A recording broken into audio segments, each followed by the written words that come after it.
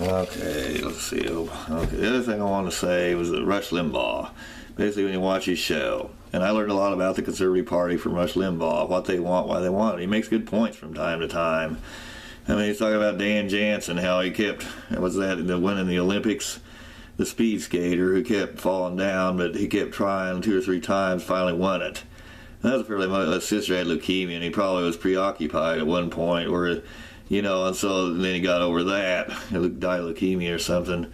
And so that's probably why he was so able to, make the comeback he did. But yeah, it has to do with perseverance, which I agree with him on that. And, so I agree with him when he's talking about, the Liberal Party trying to make everything so socialist, equality, like they have the all-girls school and they all help each other and there's no one smarter than anyone else. And I can remember, when we had a German teacher when I was raised in Germany, it was kind of a socialist, and she wouldn't give you a good grade. And I remember I got soured on school that year.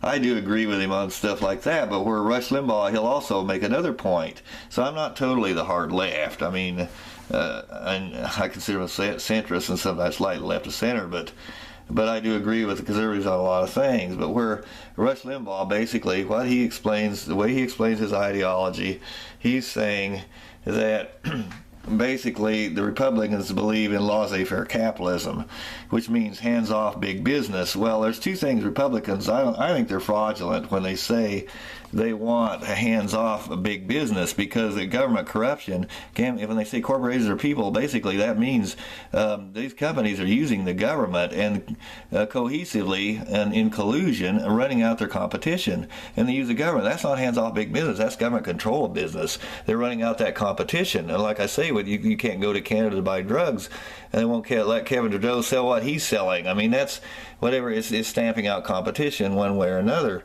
Well, Rush Limbaugh's example is like if you're out in, say the Wild West or something, or like out on the playground. Basically, the conservative ideology states that if some bully picks on you, you don't go to the teacher to stop the bully, you fight him yourself.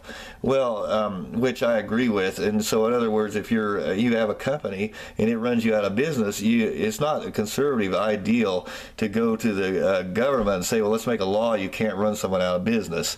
And I agree with him on that. There probably should be no law which says it's illegal to run someone out of business. But what Rush Limbaugh won't tell you is the Republican Party line, basically, when they say corporations are people, they are saying that you go to the government and the bully goes to the teacher, essentially, and the two double team the victim.